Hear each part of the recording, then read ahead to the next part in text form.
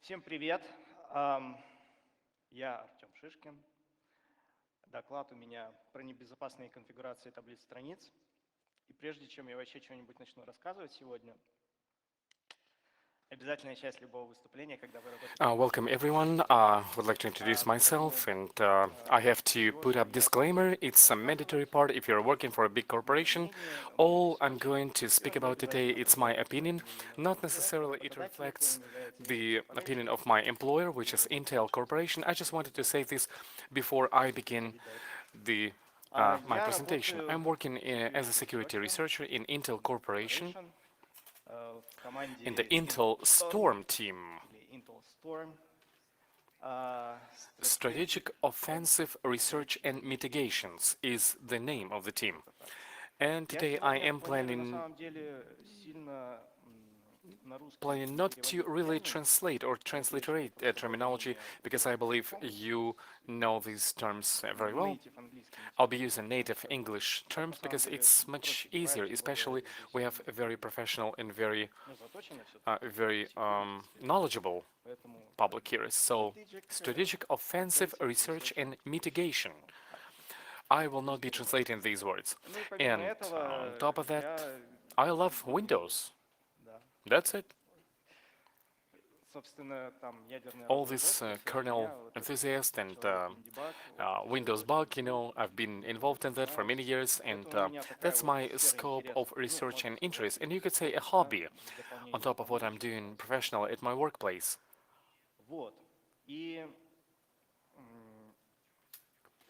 And I wanted to speak today about virtual memory, because the page tables, they are the mechanisms of bio settings, let's put it this way.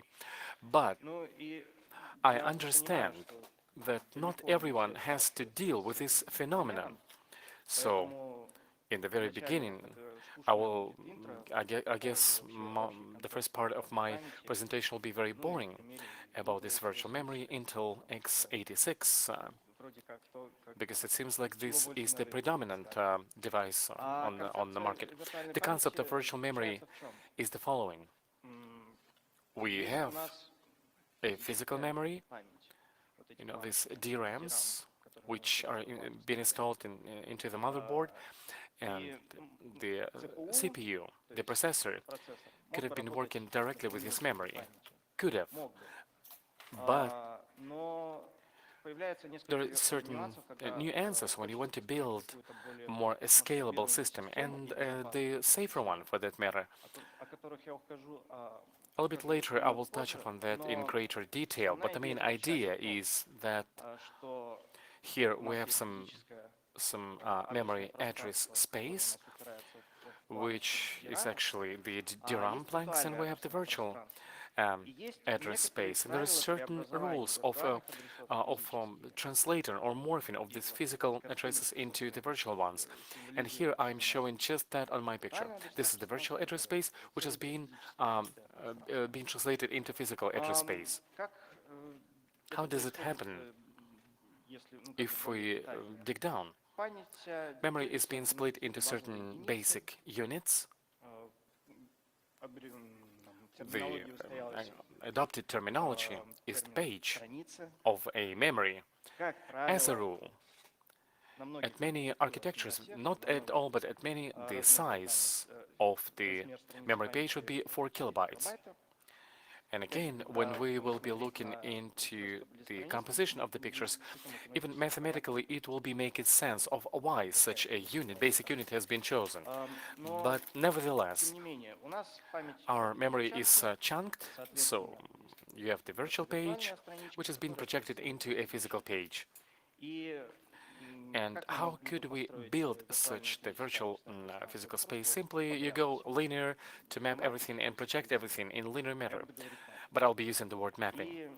And it all would be good, but speaking of memory, we do not always have a lot of it. But the processes which are memory intensive are many. So what can be done? We can project memory in parts, by segments. Here on the picture it makes sense. that here we have some loopholes with empty space, and every time when if you're programming something not very correctly and you have an error access violation, very often you are simply using a certain indication which is not projected into anything. So we have a page fault, which in turn is translated into operation system as a process violation. And among other things, we do not have to project the page in the ratio 1:1. Not each virtual page, with its physical number, so to speak, would be equal to a virtual page number 1. If it's a physical number 1, it is not necessarily virtual number 1. 2 does not equal 2, and so on. First of all, we may be having some holes, which is not a mapped page. And secondly, we may map these pages without any order, like I've tried to show it with this arrows, like a virtual page could be laid in one sequence and order, the physical ones go in different order in sequence, and the virtual pages may be also referring to the same physical memory. And then what do we have? It looks like we have some regions of contiguous memory, while some other regions have it all over mixed together, and yet other regions where the memory would be shared. It's like a common memory. And what is the common effect or common result for different virtual addresses? We will be referring to the same physical page, and it looks like it's a shared mapping, just a general projection. Well, shared mapping, as I said. And what are the benefits of this situation? Why do we need all of that? First of all, I have to mention that a virtual memory is installed at most of the modern platforms. If we miss all the micro type of controllers, where the memory could be 2 bytes, basically we do not need it because we're working with just one firmware. But the bigger system, all bigger system, they are using virtual memory because the concept is quite old, but it's still very, very good. Why? Because first of all, we can virtualize memory as a resource. Our resource are that whole set of memory in these DRAMs installed on the motherboard. But nevertheless, we can create a visibility for the executable applications. I mean the visibility that we have a lot of memory. Simply, some memory has not been projected, other memory had been uploaded to the disk and then reloaded back. But the execution environment believes that it has all the memory accessible to it. And this is much more comfortable in execution. In addition to that, this mechanism enables us to isolate the environments of execution from one another, even in one operational system. I'll be speaking about Windows because I'm confident. Yes, I know that in Linux it's the same, but I will be referring only to Windows. If there is a process, this process has one virtual address space. If we're launching a different process, even if we launch 2 similar processes, like 2 calculators, for example, their addresses may be the same, but they are referring to different physical memory if we're speaking about the data usage. How come? It happens simply because for each process we are doing their respective tables, which project physical and virtual pages in a different way. So we have an isolation situation. In one process, there will not be page tables which would be describing the memory of different process. Next is the question of efficiency, and it is tempered by the memory fragmentation because some regions have been reserved and we may have these smaller fragments, and these smaller fragments which are disintegrated, we can project them into some contiguous region of a virtual memory, which is also very convenient. What else enables us to make this mechanism operational? It enables us to do very precise tuning of the protection attributes for each piece, for each segment. We can do very precise protection settings and many other benefits, and perks. And the whole idea is that it's cool. It's supposed to be cool. So the idea is clear, and now I will be speaking about implementation, because it's all about implementation of any mechanism. And I'll be speaking about x86 long mode paging, but I will not be speaking about this classic protected model where there are only two levels of pages, because we live in the year 2019.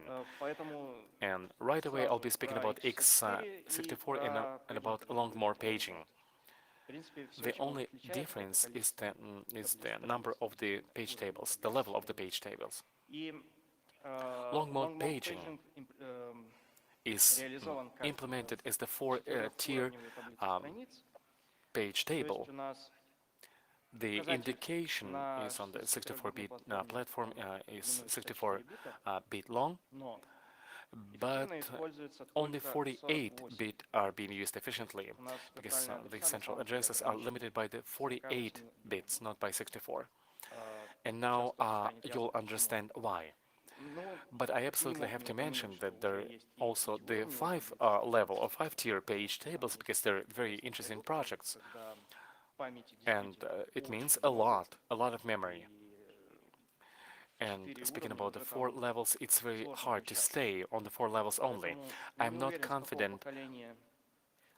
And by the way, these are server platforms, and I'm not fully confident starting with which generation 5-level support had been implemented, but the idea is that these virtual addresses are being expanded to 64-bit. Within one processor, we can address much more memory. The root of this page table fits in the CR3, its architectural registry, and all the addresses are of course physical ones. And CR3 registry has this physical address. It's a base of the page tables, which will be used by the processor when it will be fetching something from the memory. And on top of that, the page tables can project chunks, not 4 kilobytes each, but there's also such a mechanism as a large page, huge page, and when the page will be 2 megabyte and 1 gigabyte right away. And you get the gigabyte from each page, and that's cool. And if we understand this slide, it's all very easy. And this is the example of how it is all working. First of all, I will make this claim. In the 64-bit regime where the paging is on, the processor is always operating only virtual addresses. So when the fetch is happening deeper on the level of hardware, then memory management unit is activated. It does everything that you can see on the picture right now. Namely, we have a virtual address on the right in the top. It's 0xFF03, all of that. So a little bit lower, where you have the line with zeros and ones, it's the same number, but in digital code. And in the binary code, because we divide 12, 9, 9, 9, 9, 9. Simply 16 segments would not be convenient on the picture, so that's why I've made it binary. So this virtual address translates into these 16 bits, zeros and ones, and they're being grouped. The smaller part will be 12-bit, everything else is 9, and then 16-bit, as you can see on the left, which basically does not even participates in the process of the page walk. That is. Okay, now it's becoming complex. In the process of transformation. And speaking about the CR3 registry, I've mentioned about this in the previous slides. The root of the page table, it points to a physical memory. What is in this physical memory? Basically, this page table, consisting of the logs in this page table. It's a page table entry, which we have here. And what's going on next? We can take a smaller part or younger part. PML4 table index on the left. It's an index of the PML4 table. It's the very table to which CR3 register is pointed to. And this is the number 9-bit. If in the 16-bit you render it, it will be 1F0. And this 1F0 is basically the index of this table. So we find page table entry with index 1.0, and it contains the address of the next table, which is a PDP table. And this process repeats itself 4 times in a row. Every time we calculate index out of the virtual address, we figure out the index, then we take it about the page table, then we go PML4, PDP, page directory, and number for page table index, and finally we go to the list of physical addresses. This will be our final physical address, to which memory unit will be calling on. So the virtual address is this, and the physical address is what we've taken from the last page table line. And like I said before, here we have a chunk of 4 kilobytes each. And I'm hoping that this part makes sense. On a separate note, I would like to say about the older part, which is a 16-bit. It says that this is a canonical part. And before that, I was also saying that virtual addresses are limited by the 48 bits. Because we have the 4 levels of pages, each one is 9-bit plus 12 for this shift into 4 kilobytes, chunks of 4 kilobytes each. And what do we mean by canonical part? It means that simply we've agreed about the following. All bits in this part, in this 16-bit part, have to be either zeros or ones. And if we will take a look at next will be the picture. I will actually show it to you in a graphical way. But for the time being, I've mentioned about that you have to have either ones or zeros in this part. If there will be anything else, then we will have the general protection fault. Since it would not be a canonical part, if the CPU will call to a virtual address which will not be a canonical address, we'll have an exception. Not even a page fault, but a general protection fault. That is, it's a different type of exclusion. And here, it's all the same. Simply how the circuit is working with the big pages, not 4 kilobytes each, but let's say 4 megabytes each. Let's compare it with the previous slide. You know, I'm alterating, and you can see it immediately. Simply one level of page tables is falling out, and 21-bit is used for this shift within the chunk of 2 megabytes each. The rest is the same. And basically, it depends on how you will set up the page table entry of the previous page table. But I can touch upon that a bit later when I'll be speaking more about the format. Again, the same happens when we are using 1 gigabyte pages. It's yet another layer of pages simply is falling out. We have a 30-bit offset within a page size of 1 gigabyte each. Why do we need different sizes of pages? First of all, if we, or let's say, if we have 64 gigabytes of memory to build the page tables of 4 kilobyte chunks each, it will take a lot of memory because it will mean a big memory consumption. And yes, basically it's like the saving factor.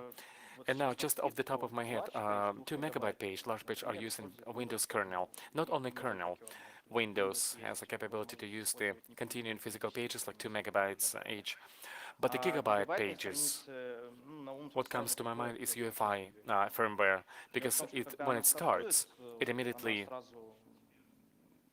you know, takes away all the memory that it can find, so that to be able to describe it very fast, it's all protected by pages, by 1 gig pages, and it's very compact.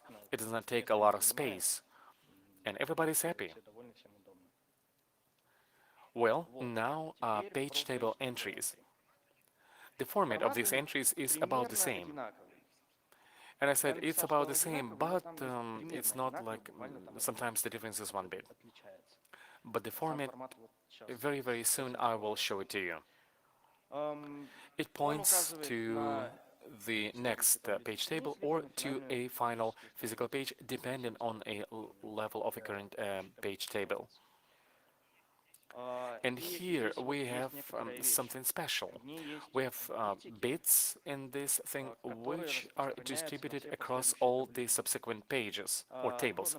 For example, if I have a bit RW for reading or writing, for example, if we just said just read on a higher level pages, then let's go back to our picture. For example, if somewhere at the PM4 for this entry we said, okay, it's only for in the reading mode, then all other tables, doesn't matter what they contain, they'll be on the read mode. Or a user supervisor in a bit is different from the kernel mode, is the same. The stronger security attribute suppresses all the lower page tables. And if we said that, okay, it's a supervisor page for a 1 gigabyte region, whatever the lower pages are indicating to, it will be no, it's vice versa. Not the supervisor, but the user, because supervisor has more privileges and user has less privileges. So if we already set less privileges for the higher page tables, all others will be, of course, with the lower privileges. And lower privileges will be assigned to them, simply for the sake of example, bit XD and security disable. This is very important, and it will be good when you and I will be doing the scanning of these page tables. So the format, there are a lot of different fields, and the lower 12-bit, the junior 12-bit is where you have the P, RW, ES, these type of bits. And since we are using the shift within the chunk, we have the junior 12-bit sort of free, and in these bits you can put something of the service nature, and I will mention about it later. Then PTE contains the address of the page table or address of actually a physical page frame. And then ignored part, reserved part, protection key, which today basically plays no role. In my presentation, I mean, it plays no role. And is execute or disable. This is my implementation on the examples of ATX. And now, important bits. First of all, it's present, whether anything is mapped or not. Next, those bits responsible for protection, read-write. Can you simply read in this region or write a user supervisor mode? Can this region be given access in different modes? I'm saying that this is a user regime and the kernel regime, but actually we have the protection circles, and I'm just skipping that, but actually, if we take into account these protection circles, then for the 0, 1, 2, it will be supervisor, but for the number 3 circle, it will be a user mode, respectively. And execute disable bit, which tells us that whether you have to execute code from this region or whether you should not do it. And And another part of bits are responsible for caching, because we can ensure different access to a physical memory. You can switch on your caches or switch them off, or you can just do the projection. It's like a communication with hardware. This type of transactions are usually not cached. There are also different types of caches like write bind, write back, all these things. But again, here they do not have the same significance within my presentation. And so I probably could mention the global bit responsible for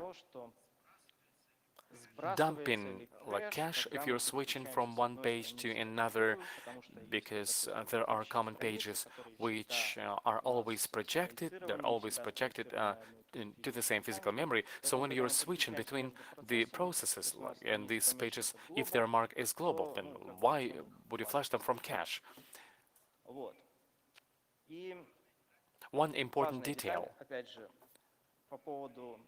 about reserved or ignored fields. Ignore the fields which you should not touch. Let it stay the way it is. What do you say now? Ignored or reserved? Reserved. No, reserved should not be reserved should not be touched, but ignored, more interesting. Ignored field means that basically hardware could not care less what's in there. So we can modify it any way we want. It will not have any effect at all. And due to this thing, we have the bigger space for experiments in memory management for operational system, because when a page is not mapped, if you look at the picture, PTE not present, the very first bit present is 0. If it is 0, all other bits respectively being ignored. So the memory manager can write any ancillary information into that.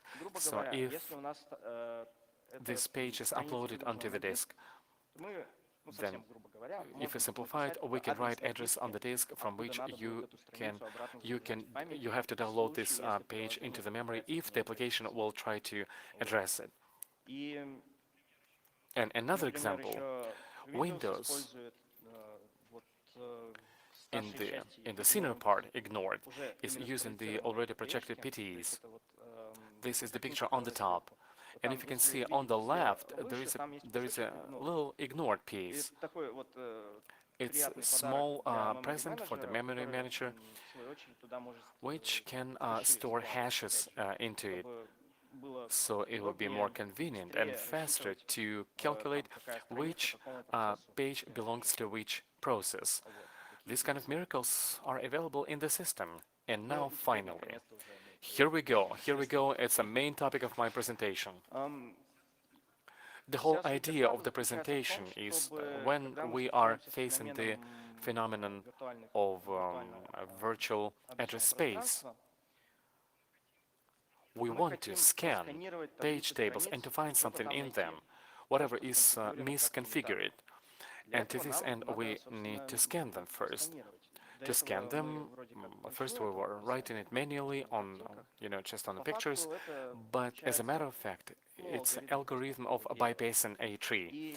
And when we have an operational system and the memory management or memory manager is operational, my personal suggestion is to pay attention only to the hardware component.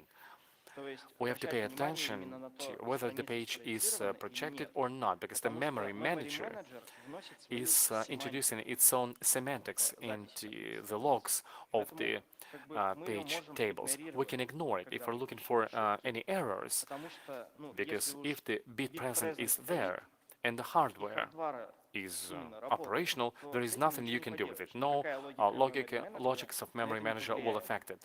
If in the page table there is a present, mark or tick, the mapping is there. Why am I speaking about that? Because if we are focusing on the logics of memory management, depending on how we are going to scan the page tables. In particular, if we are going to scan them from WinDBAT, and the kernel is still operational, and it's introducing changes into the projection on the go. So whatever you scan in WinDebug, it will not necessarily will be reflecting the correct reflection of reality. That would be great to take it in ITP and the scan, but it's a different story.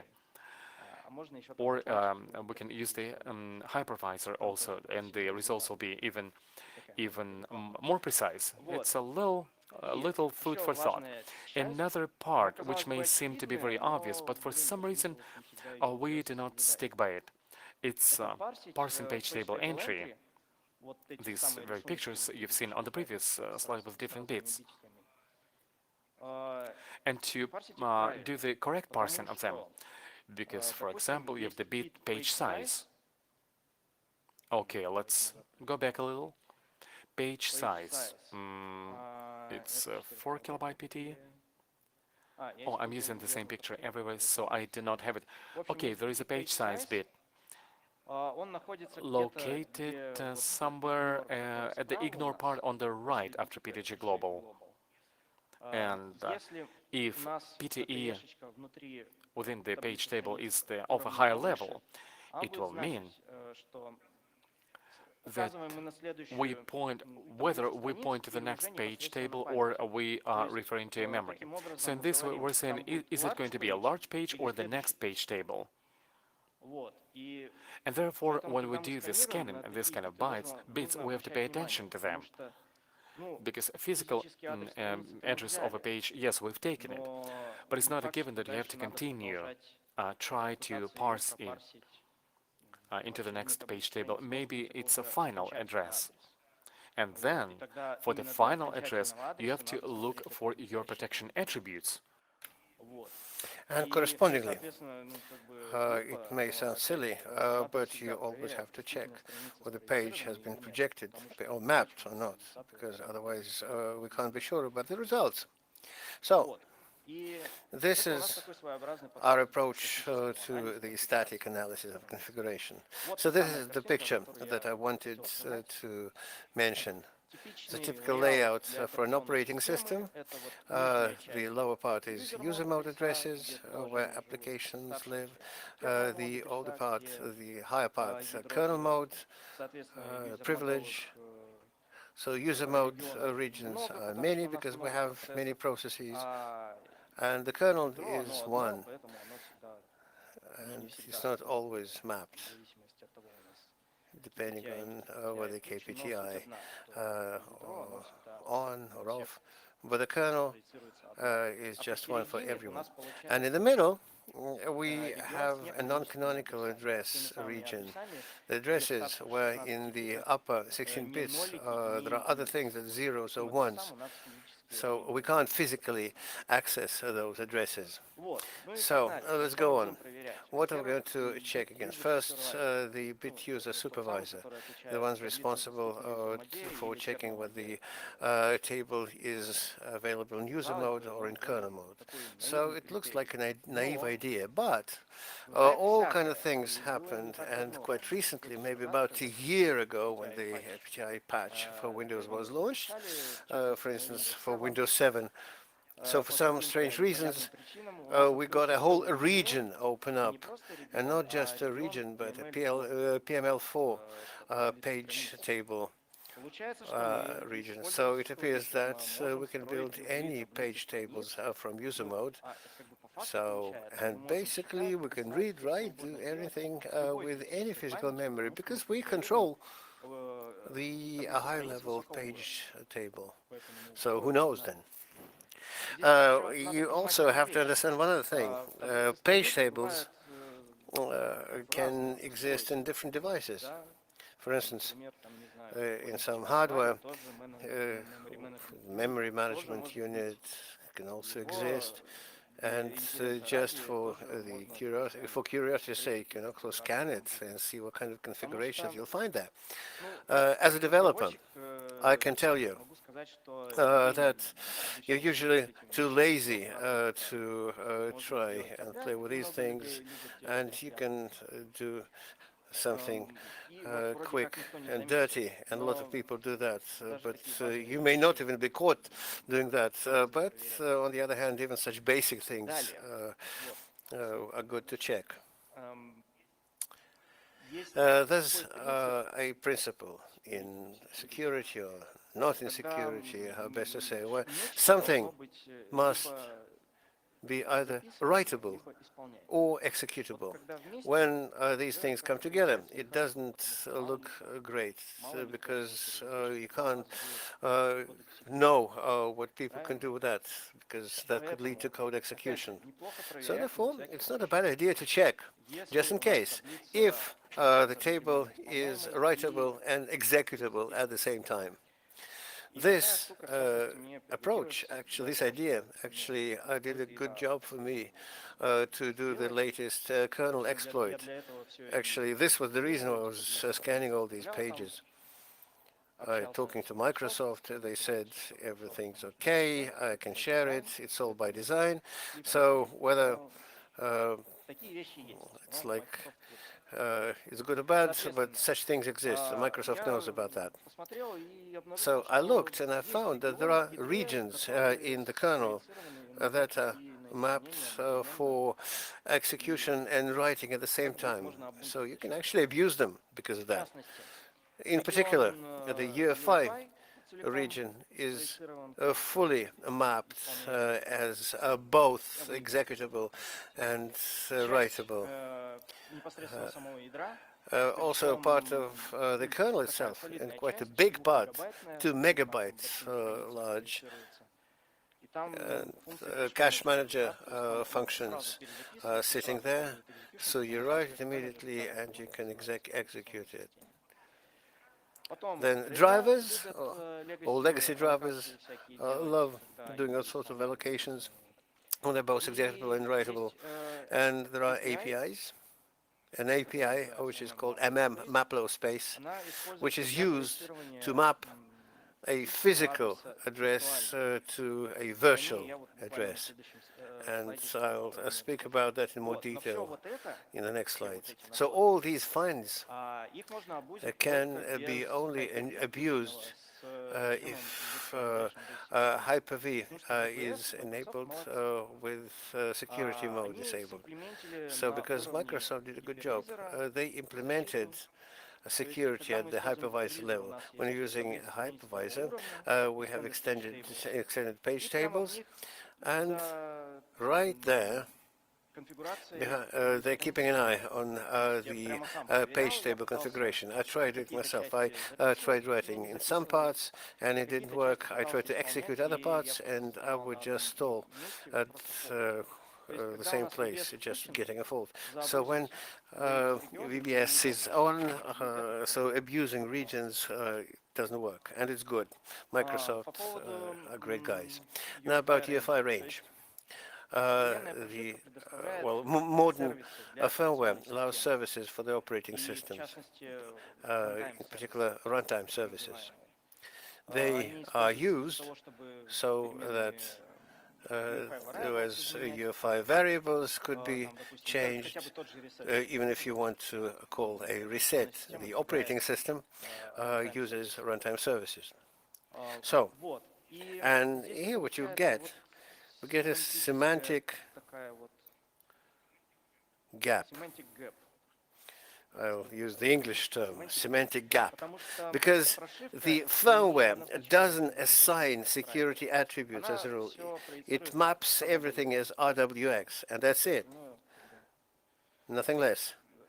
So that hoping that the operating system will cope. But how can the operating system cope? It doesn't have additional information to map this region, so it maps it just like the firmware indicated. And this is why we have it stays in a runtime in the runtime with the same attributes as RWX, so they can be rewritten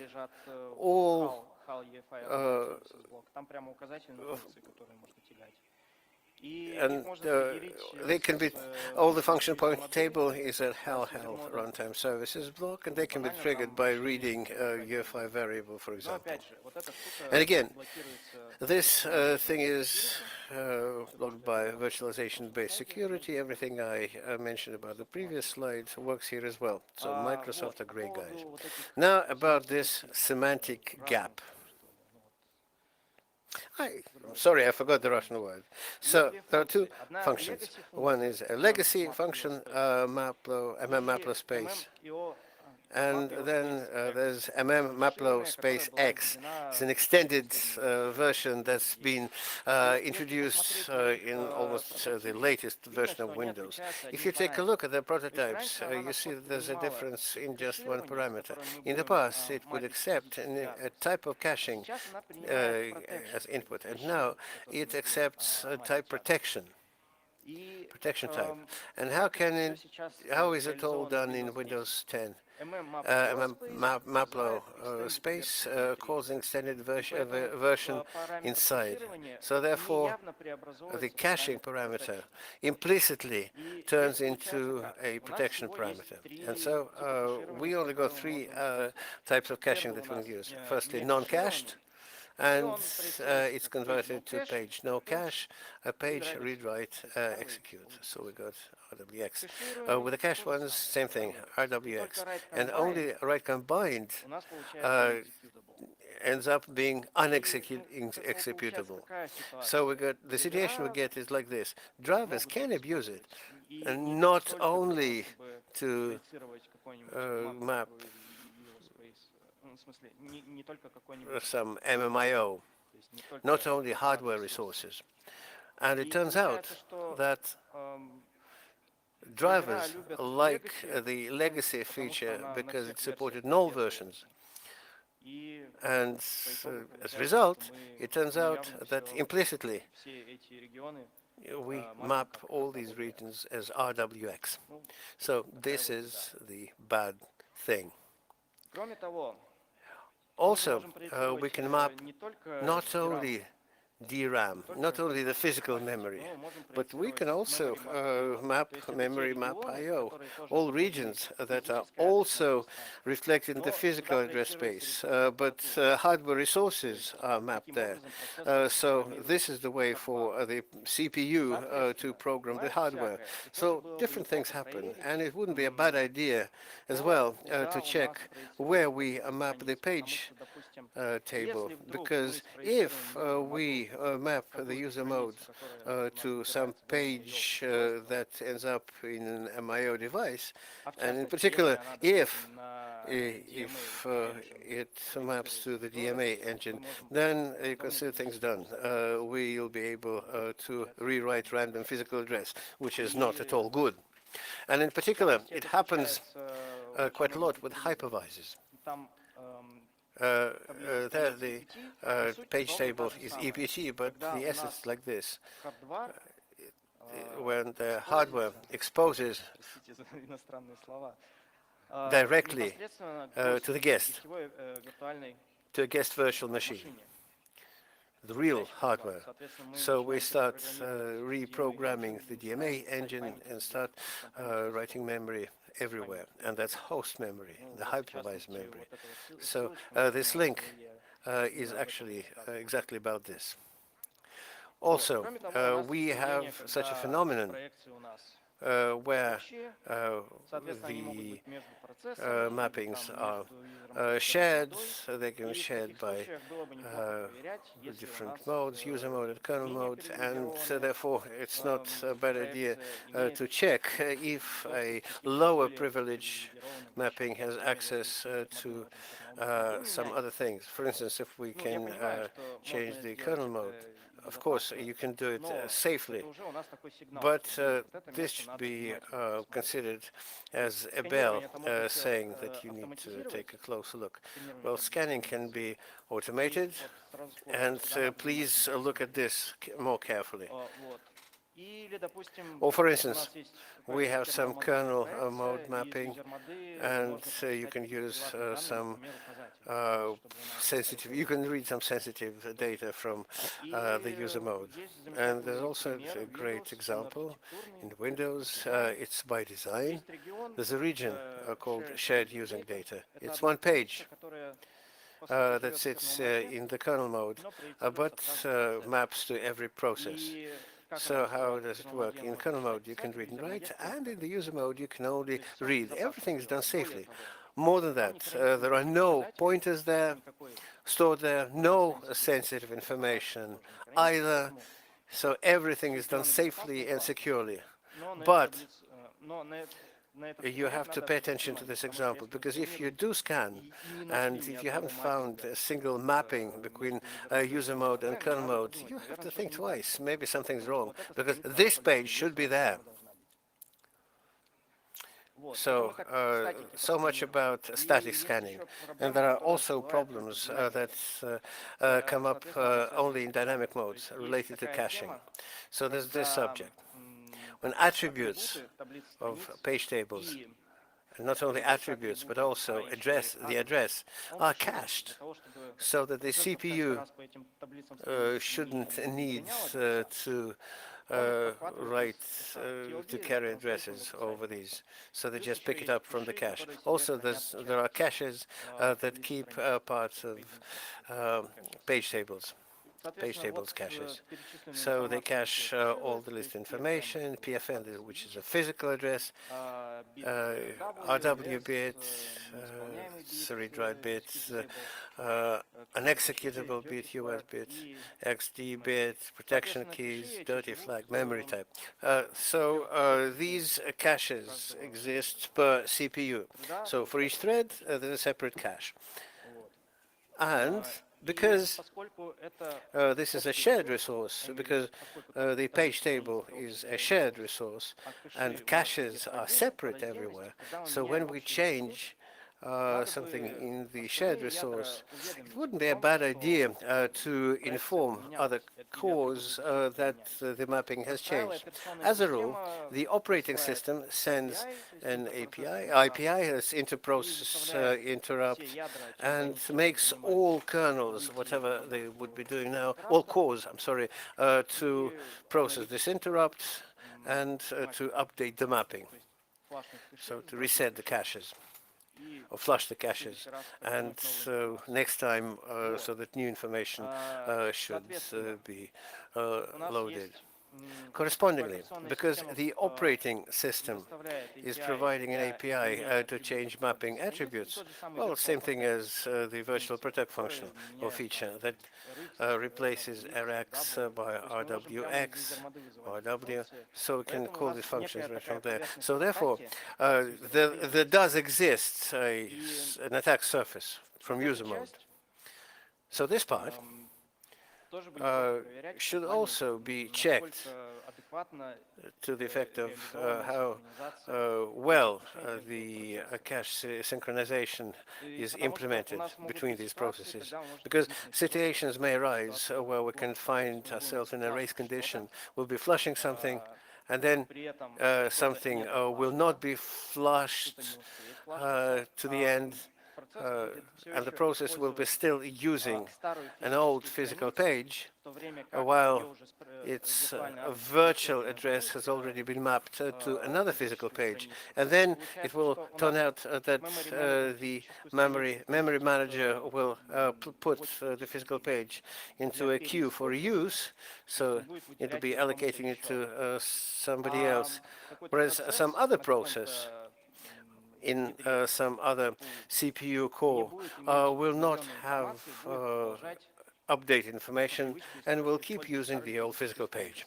And going on, everything will depend on where this physical page will be reused. For instance, it can be reused by some privileged component of the operating system, and then it'll end up in the old page cached from user mode, offering access to the component that is not supposed to be accessed. So this CVE is an example of that.